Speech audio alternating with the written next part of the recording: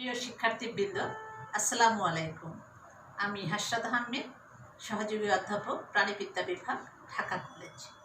আশা করি তোমরা সবাই ভালো আছো, যে যেখানে আছো নিরাপদে আছো এবং সুস্থ আছো এবং স্বাস্থ্যবিধি মেনে চলছো। আমাদের এই অনলাইন ক্লাসে আমরা কৃতজ্ঞতা প্রকাশ করছি আমাদের অধ্যক্ষ মহোদয়ের নিকট, যার অনুপ্রেরণা এবং নির্দেশনায় আমাদের এই অনলাইন ক্লাস এবং আমাদের বিভাগীয় প্রধান নেতৃত্বে। প্রিয় শিক্ষার্থীবৃন্দ, তোমাদের সাথে আমার বেশ কয়েকটি ক্লাস হয়ে গিয়েছে। তো আজকে আমরা যে বিষয় নিয়ে এবং যে সাবজেক্ট নিয়ে আলোচনা করব সেটা তোমরা নিশ্চয়ই জানো। তারপর চলো আমরা স্লাইডে যাই। আমাদের আজকে paper title animal ecology and behaviour, SAZ 301। আমি তোমাদেরকে এর আগেও বেশ কয়েকটি ক্লাস নিয়েছি অ্যানিমেল ইকোলজির উপরে। আজকে আমাদের ক্লাস টাইটেল হলো ইকোলজিক্যাল ফ্যাক্টরস, এর মধ্যে বায়োটিক ফ্যাক্টরস, যেখানে role of microbes, plants and animals in ecosystem.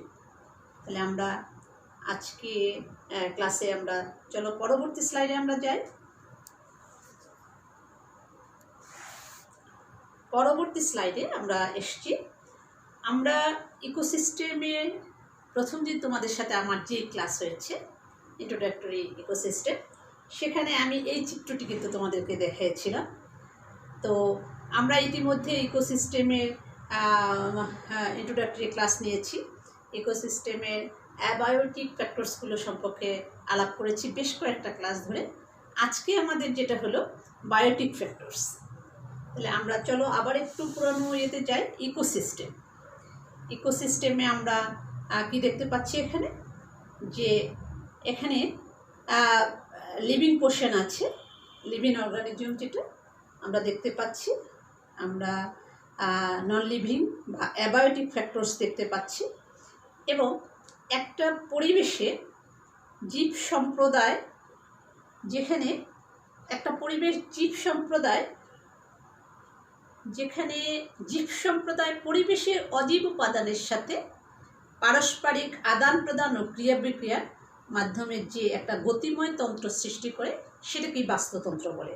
দেখো আমরা দেখি, আমরা এখানে জীবজ উপাদান দেখতে পাচ্ছি, বায়োটিক ফ্যাক্টরস। আমরা সিংহ দেখতে পাচ্ছি, আমরা জিরাফ, আমরা হাতির দল দেখতে পাচ্ছি, বায়োটিক ফ্যাক্টরস। এবং আমরা সিংহের সাথে আমরা বন দেখতে পাচ্ছি, গাছ দেখতে পাচ্ছি জিরাফের পিছনে, এবং হাতির পালের পিছনেও আমরা বন দেখতে পাচ্ছি। এরা সবই বায়োটিক। এবং আমি অ্যাবায়োটিক নিয়ে তোমাদের সাথে আলাপ করেছি, তারপরও আমি বলছি, এখানে আমরা সূর্যালোক দেখতে পাচ্ছি, আমরা মাটি দেখতে পাচ্ছি, আমরা পানি দেখতে পাচ্ছি। পানিতে আমরা পিএইচ নিশ্চয়ই দেখতে পাবো, আছে, মাটিতেও তাই। আলো দেখতে পাচ্ছি, এখানে হিউমিডিটি আছে। তাহলে এই সব হলো অ্যাবায়োটিক। আর আমরা মাইক্রোস বা মাইক্রো অর্গানিজম খালি চোখে দেখা যায় না, তো সেটা নিয়ে আমরা পরবর্তীতে আলাপ করছি এই ক্লাসে। চলো আমরা পরবর্তী স্লাইডে যাই। এখানেও আমরা ইকোলজিক্যাল ফ্যাক্টরসগুলো নিয়ে আরেকটু ক্লিয়ার তোমাদেরকে জানাচ্ছি। এবং এই চিত্রটা আমি একটা ক্লাসে তোমাদেরকে দেখাচ্ছি, যে জীব সম্প্রদায় বলতে আমরা সেখানে ইন্ডিভিজুয়াল পপুলেশন মিলাই জীব সম্প্রদায় হয়, বিভিন্ন প্রজাতির জীব। তারা পরিবেশে অজীবের সাথে একটা সম্পর্ক করে, একটা পারস্পরিক আদান প্রদান ক্রিয়াকলাপের ফলে যে সম্পর্ক করে, তার ফলে একটা বিশেষ তন্ত্র বা গতিময় তন্ত্র সৃষ্টি হয়, যে তন্ত্রে পুষ্টি এবং শক্তি প্রবাহ অব্যাহত থাকবে অবশ্যই। হ্যাঁ, সেটি হলো আমাদের ইকোসিস্টেম। তাহলে এখানে ইকোলজিক্যাল ফ্যাক্টরস দেখতে আমরা অ্যাবায়োটিক ফ্যাক্টরসগুলো আবার একটু দেখি। সানলাইট দেখা যাচ্ছে এখানে, টেম্পারেচার দেখা যাচ্ছে এখানে, প্রিসিপিয়েশন দেখা যাচ্ছে, ওয়াটার আর ময়েশ্চার দেখা যাচ্ছে, সয়েল দেখা যাচ্ছে। হ্যাঁ, আর বায়োটিকে আমরা দেখতে পাচ্ছি প্রাইমারি প্রডিউসার, এই যে উদ্ভিদ, হার্বিভোরস দেখতে পাচ্ছি, কার্নিভোরস দেখতে পাচ্ছি, অমনিভোরস দেখতে পাচ্ছি, এবং ডেট্রিটোভোরস। তা আমরা এই বায়োটিক এবং অবায়োটিক নিয়ে আমাদের ইকোসিস্টেম আমরা দেখতে পাচ্ছি। এরপরে চলো আমরা পরবর্তী স্লাইডে যাই। পরবর্তী স্লাইডে আমাদের আজকের টপিক হলো biotic factors, microbes, plants and animals role in ecosystem, বাস্তুতন্ত্রে এদের ভূমিকা। বায়োটিক ফ্যাক্টরসে বায়োস মিনস লাইফ, মানে জীবন। এখানে ডেফিনিশনে বলছে organisms that make up the living portion of an ecosystem. ইকোসিস্টেমের যে জীবজ উপাদান সেটি হলো বায়োটিক ফ্যাক্টরস, জীবজ উপাদান। Also considered the organic components, একে জৈব উপাদান হিসেবেও বিবেচনা করা হয়। তাহলে আমরা লিভিং পোর্শনটা হলো ইকোসিস্টেমের বায়োটিক ফ্যাক্টরস, এটাকে অর্গানিক উপাদানও বা জৈব উপাদানও আমরা বলতে পারি। যেমন উদাহরণ দিয়েছি trees, shrubs, insects, animals, algae, fungi etcetera. তাহলে আমরা এখানে কিন্তু সব বায়োটিক জীবজ উপাদান পাচ্ছি, গাছ, শ্রাবস, ইনসেক্টস, হ্যাঁ, প্রাণী, শৈবাল, ছত্রাক সবই আমরা এখানে পাচ্ছি। তাহলে আমরা এদের বায়োটিক ফ্যাক্টরস আমরা জানলাম। ইকোসিস্টেমে যে দুইটা ফ্যাক্টরস থাকে, আমরা অ্যাবায়োটিকটা এর আগে জেনেছি, এখন বায়োটিকটা আমরা জানছি। চলো আমরা পরবর্তী স্লাইডে যাই। পরবর্তী স্লাইডে আমাদের যেটা আছে বায়োটিক ফ্যাক্টরস, কারা বায়োটিক ফ্যাক্টরস সেটা আমরা জানবো। তাহলে এখানে আমরা দেখতে পাচ্ছি বায়োটিক ফ্যাক্টরস বলতে তিনটি উপাদান এখানে থাকে, তিনটা ফ্যাক্টরস থাকে বায়োটিক ফ্যাক্টরসে। একটা হলো মাইক্রো অর্গানিজমস বা মাইক্রোবস, অণুজীব, আর হলো প্লান্টস বা উদ্ভিদ, এবং অ্যানিমালস বা প্রাণী। তাহলে বায়োটিক ফ্যাক্টরসের মধ্যে তিন ধরনের জীব থাকে, একটা হলো অণুজীব, একটা হলো উদ্ভিদ এবং একটা হলো প্রাণী।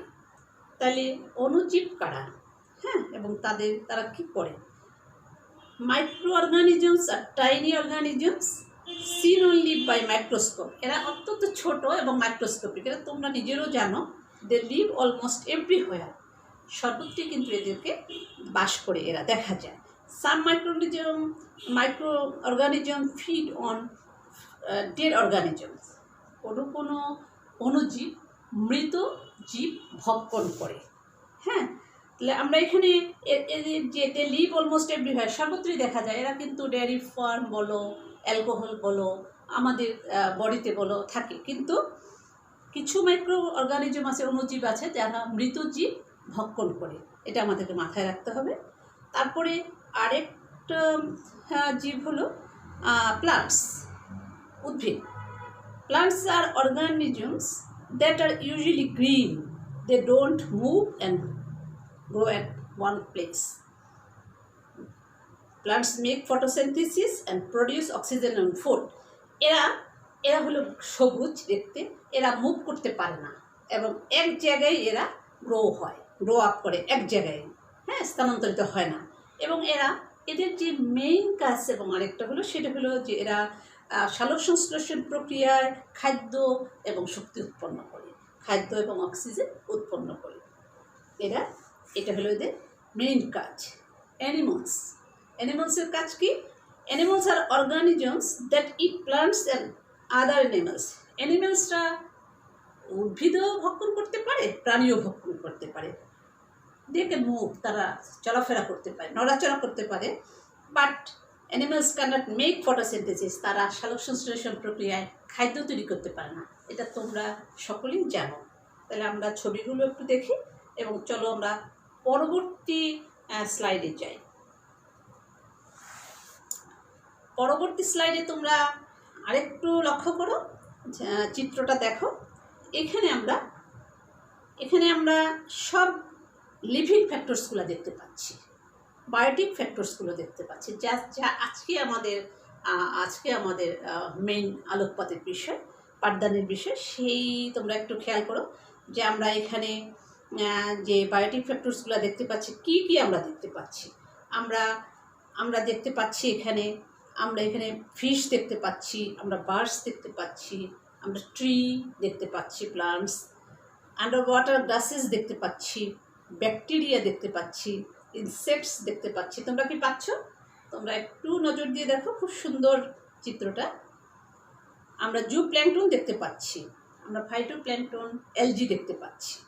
তাহলে আমরা বায়োটিক ফ্যাক্টরসের যে লিভিং অর্গানিজমসগুলো সব এই চিত্রে আছে, যা আমরা দেখতে পাচ্ছি, এবং এগুলোর ভূমিকা অত্যন্ত গুরুত্বপূর্ণ, যা আমরা পরবর্তীতে স্লাইডে যে আবার আলাপ করব। আমরা যে চিত্র দেখে আসছি ওখানে কিন্তু আমরা সব বায়োটিক ফ্যাক্টরসগুলো দেখেছি। সেই হিসাবে biotic factors components usually including তিনটি উপাদান আছে বায়োটিক ফ্যাক্টরসে। সেটা হলো প্রডিউসার, কনজিউমার অ্যান্ড ডিকম্পোজার। ঠিক আছে, আমরা প্রডিউসার কারা, কনজিউমার্স কারা এবং ডিকম্পোজার কারা আমাদের পূর্ববর্তী অনেকগুলো ক্লাস হয়েছে, সেখান থেকে ধারণা পেয়েছি, এবং আজকে আমরা আরও ক্লিয়ার হয়ে যাব। তাহলে আমরা প্রডিউসার প্লান্টস, আমরা ওখানে প্লান্টস দেখেছি, আমরা এখানেও প্লান্টস দেখতে পাচ্ছি। হ্যাঁ, ওয়াটার স্যাচুরেটেড গ্রাউন্ড আমরা দেখতে পাচ্ছি। আমরা তুন্দ্রা বায়োমসের একটি ইকোসিস্টেম এখানে আমরা দেখতে পাচ্ছি, যেখানে নিচে হলো পার্মাফ্রস্ট, মানে অনেক দিনের তোমার লং লাইফ ফ্রস্টেড, এবং তার উপরে আমরা গাছ দেখতে পাচ্ছি। তার উপরে প্রাইমারি কনজিউমার দেখতে পাচ্ছি, আমরা প্রাইমারি প্রডিউসার দেখতে পাচ্ছি, প্রাইমারি কনজিউমার দেখতে পাচ্ছি, এবং প্রিডেটর্স দেখতে পাচ্ছি। তাহলে চলো আমরা প্রডিউসার বলি কাদের? Plants. Consumer animals they depend upon producer for food.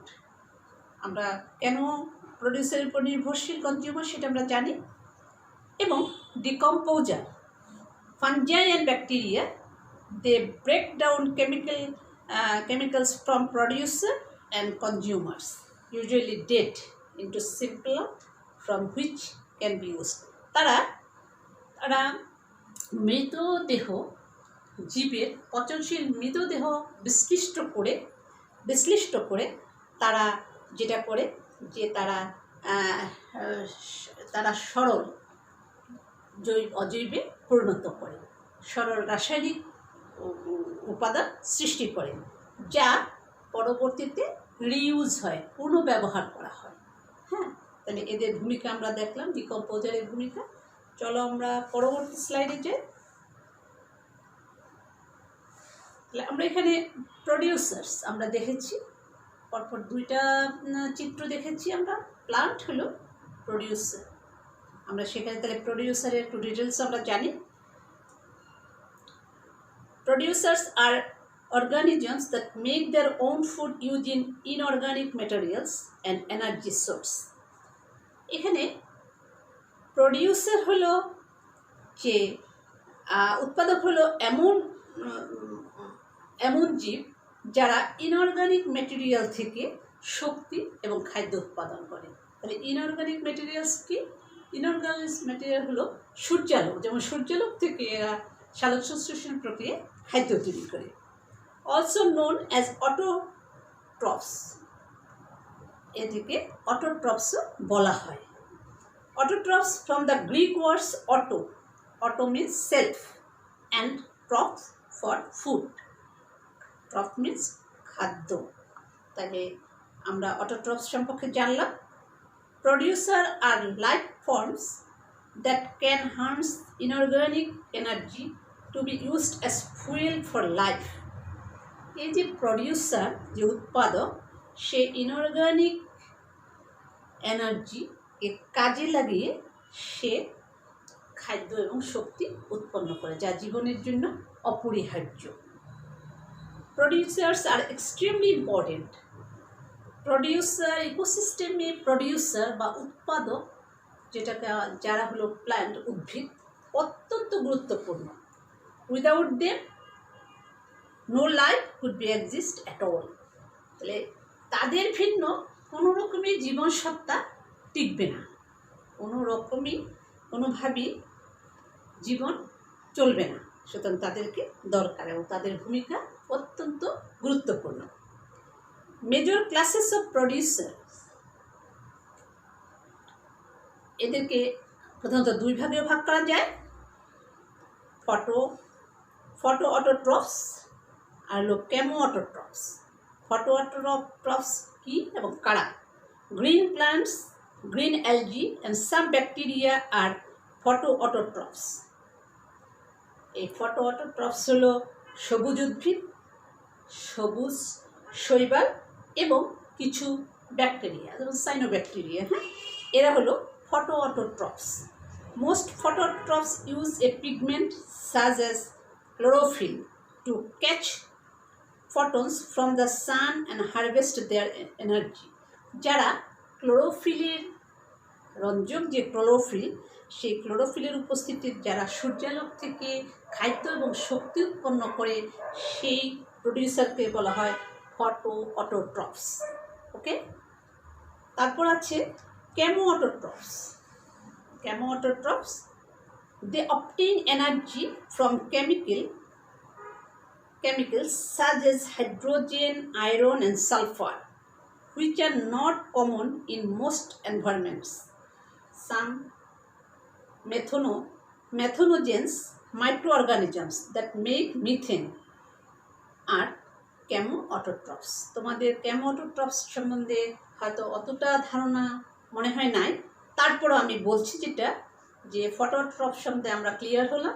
এখন কেমো অটোট্রফস হলো যে সাম মাইক্রো অর্গানিজম, কিছু অণুজীব, যেমন ম্যাথনোজেন্স, তারা কি করে? তারা হাইড্রোজেন, আয়রন এবং সালফার থেকে মিথেন তৈরি করে। ঠিক আছে, পরিবেশের মধ্যে যে তোমার হাইড্রোজেন, আয়রন এবং সালফার আছে, সেখান থেকে তারা সেই এই মাইক্রো অর্গানিজমসগুলো, ম্যাথনোজেন্স, এই অণুজীবগুলো মিথেন তৈরি করে এবং এদেরকে বলা হয় কেমো অটোট্রফস। এই মিথেন আমাদের যে বায়ুস্তরের, বায়ুমণ্ডলের যে ওজোন স্তরকে রক্ষা করে, আর নয়তো আলট্রাভায়োলেট রশ্মি ব্যাপক হারে পড়ে মানে পরিবেশ, বাস্তুতন্ত্র, জীবকুলের সংকটাপন্ন অবস্থা সৃষ্টি হতো বা পরিবেশের ভারসাম্য নষ্ট হতো। তাইলে এখানে আমরা দুই ধরনের প্রডিউসার দেখতে পাচ্ছি, যাদের গুরুত্ব অনেক বেশি। চলো আমরা পরবর্তী স্লাইডে যাই। আমরা বায়োটিক ফ্যাক্টরসকে তিনটে উপাদানে ভাগ করেছি, একটা হলো তিন ভাগে ভাগ করেছি। একটা হলো প্রডিউসার, আমরা প্রডিউসার সম্পর্কে জানলাম। এখন কনজিউমার্স, খাদক। হ্যাঁ, আমরা খাদক বলবো consumers. Consumers are organisms that eat other living organisms in order to obtain energy. এরা অন্য জীবকে খাদ্য হিসেবে গ্রহণ করে শক্তি অর্জনের জন্য। কারা? উৎপাদক। কারণ উৎপাদক এই খাদক, যেমন আমরা উৎপাদককে খাদক খাই, তাহলে তারা অন্য লিভিং অর্গানিজমসকে খায়। অলসো কল্ড হেটারোট্রফস, এদেরকে হেটারোট্রফসও বলা হয়।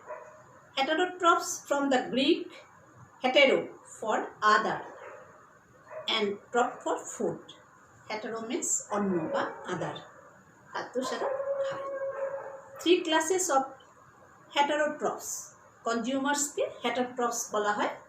এই তিনটি ভাগে ভাগ করা হয়েছে। Herbivores who eat plants, carnivores who eat animals, omnivores who eat both plants and animals. আমরা উৎপাদক, এরপরে আমরা কনজিউমারে আসলাম। কনজিউমার্সের তিনটা ভাগ আমরা দেখলাম, তোমরা নিশ্চয়ই জানো। হার্বিভোরস যারা উদ্ভিদ খায় তাদেরকে হার্বিভোরস বলে, যারা প্রাণী খায় তাদেরকে কার্নিভোরস বলে, এবং যারা উদ্ভিদ এবং প্রাণী উভয়টাই খায় তাদেরকে অমনিভোরস বলে, যেমন মানুষ। most ecosystems energy pyramids consist of consumers. ইকোসিস্টেমে যে শক্তির পিরামিড আছে, শক্তি প্রবাহের যে পিরামিড দেখা যায়, সেটার মধ্যে সাধারণত কনজিউমার্সদেরই বেশি দেখা যায়। কনজিউমার্সের সংখ্যায় বেশি। হার্বিভোরস, মাইনর প্রেডিটরস অ্যান্ড টপ প্রেডিটরস আমরা চিত্রের মাধ্যমে দেখব, এবং তোমরা শক্তির পিরামিড সম্পর্কে নিশ্চয়ই একটু জানো। চলো আমরা পরবর্তী চিত্রে যাই। এখানে আমরা যে কথাটা আমরা একটু আগে বলেছি যে শক্তি পিরামিডের মধ্যে তোমার কনজিউমার্সের সংখ্যা বেশি থাকে। আমরা এই চিত্রটি একটু লক্ষ্য করো তোমরা। প্রডিউসার অ্যান্ড ডিকম্পোজার সবচেয়ে পাদদেশে। এই প্রডিউসার শক্তি উৎপন্ন করে, খাদ্য উৎপন্ন করে, যা প্রাইমারি কনজিউমার খায়। প্রাইমারি কনজিউমারদের সেকেন্ডারি কনজিউমার খায়। এখানে অনেক কনজিউমার্স দেখা যাচ্ছে, প্রাইমারি কনজিউমার্স এবং সেকেন্ডারি কনজিউমার্স। প্রত্যেকটা অ্যারো দিয়ে দেখা যাচ্ছে কে কাকে খায়। এবং সেকেন্ডারি কনজিউমার্সদের টারশিয়ারি কনজিউমার্স খায়। হ্যাঁ, তাহলে এইভাবে এরা পর্যায়ক্রমে খাদ্য গ্রহণ চলে। কার থেকে প্রথম আসে? প্রডিউসার থেকে। ঠিক আছে। আর এরা সকলে মৃত্যুর পরে এদের মৃতদেহ বা মৃতদেহের পচনাংশ নিয়ে যারা কাজ করে তাদেরকে বলা হয় ডিকম্পোজার, কারণ এরা আবার সব মাটিতে আসে। তাহলে আমরা চলো পরবর্তী স্লাইডে যাই। ওইটা আমরা টেরিস্ট্রিয়াল একটা ইকোসিস্টেম দেখালাম। এখন এটা আগের টেরিস্ট্রিয়াল ইকোসিস্টেম। এখন আমরা অ্যাকুয়াটিক ইকোসিস্টেমের মধ্যে অ্যাকুয়াটিক তোমার ফুড পিরামিড আমরা দেখাচ্ছি, বা এনার্জি পিরামিড যেটাকে বলো। সেখানে আমরা দেখতে পাচ্ছি যে নিচে প্রাইমারি প্রডিউসার্সে এখানে একটু তোমরা লক্ষ্য করো 1000 পাউন্ডস এনার্জি আছে।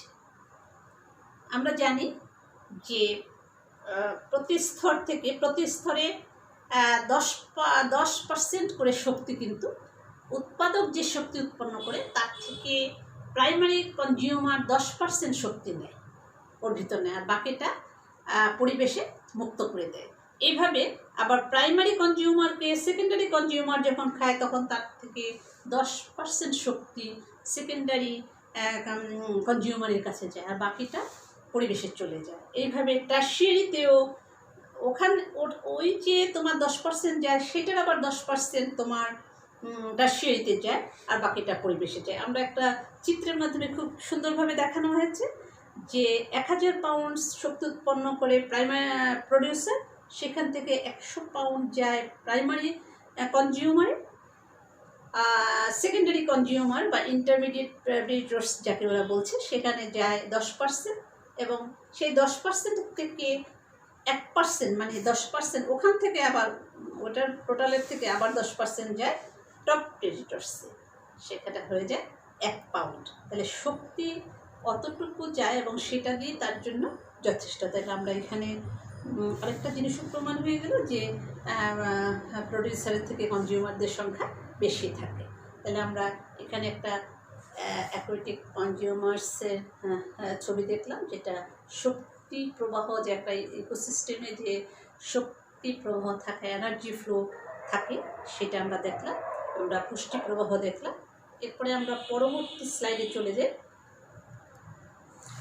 পরবর্তী স্লাইডে ডিকম্পোজার কারা? ডিকম্পোজার হলো অণুজীবরা, মাইক্রোবস।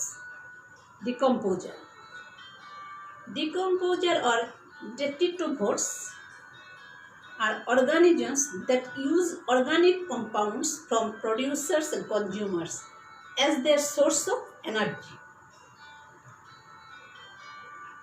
তোমার ডিকম্পোজার হলো সেই অণুজীব যারা অর্গানিক কম্পাউন্ডসকে ব্যবহার করে। কারা অর্গানিক কম্পাউন্ডস? প্রডিউসার এবং কনজিউমার, এবং তাদের থেকে তারা শক্তি উৎপন্ন করে, শক্তি সৃষ্টি করে। আর প্রডিউসার ছিল ইনঅর্গানিক কম্পাউন্ডস থেকে, আর এখানে হলো অর্গানিক কম্পাউন্ডস। কারা? প্রডিউসার এবং কনজিউমার, তাদের মৃতদেহ থেকে তারা শক্তি উৎপন্ন করে ডিকম্পোজাররা। ডিকম্পোজার্স কারা? Soil bacteria, fungi, worms, flies and other organisms that break down dead materials or waste products from other life forms. এই যে ডিকম্পোজার হলো মাটিতে যে ব্যাকটেরিয়া থাকে, soil bacteria, fungi, worms, flies, other organism, যারা মৃত দেহাবশেষ বিশ্লিষ্ট করে সেখান থেকে শক্তি উৎপন্ন করে।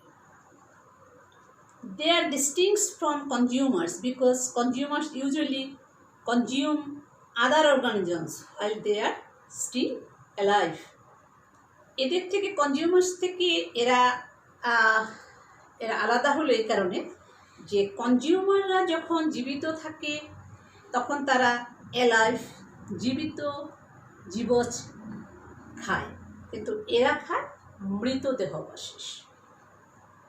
Consumers break down these dead things into simpler chemicals that can be used by heterotrophs to thrive and produce more energy for the ecosystem as a whole. এরা এই ডিকম্পোজাররা বিয়োজক, হ্যাঁ বাংলায় বিয়োজক বলি আমরা, এই ডিকম্পোজাররা মৃত দেহাবশেষ বা মৃত পচনশীল বস্তুকে বিশ্লিষ্ট করে রাসায়নিক সরল রাসায়নিক যৌগ তৈরি করে, যা সরল রাসায়নিক পুষ্টি তৈরি করে বা যৌগ তৈরি করে, যেটা তাদের নিজেদের জন্য রাখে, যা তাদের দরকার তাদের জন্য রাখে, বাকিটা পরিবেশে বিমুক্ত করে দেয় এবং প্রডিউসাররা সেটাকে কাঁচামাল হিসাবে ব্যবহার করে, হ্যাঁ খাদ্য উৎপাদনে কাঁচামাল হিসাবে ব্যবহার করে। চলো আমরা পরবর্তী স্লাইডে যাই।